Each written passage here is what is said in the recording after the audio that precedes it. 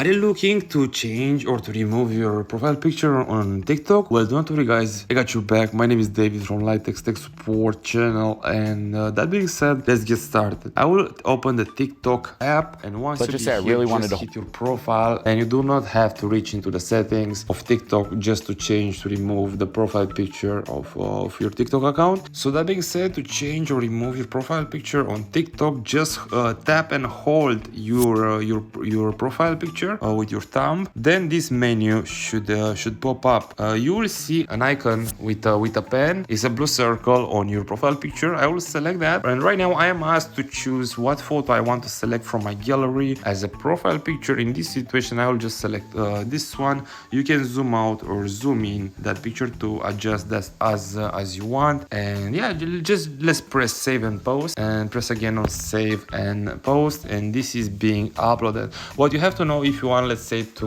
upload the picture that you had when you created the account, that with an anonymous avatar, well, if you want to upload that exactly, that's not possible. But if you want to change it, to remove it to like a picture that you have right now into your gallery, that's possible. But that being said, if I was being helpful today, don't forget to smash the like button and leave any questions down below in the comment section if you have any. Please have a great day.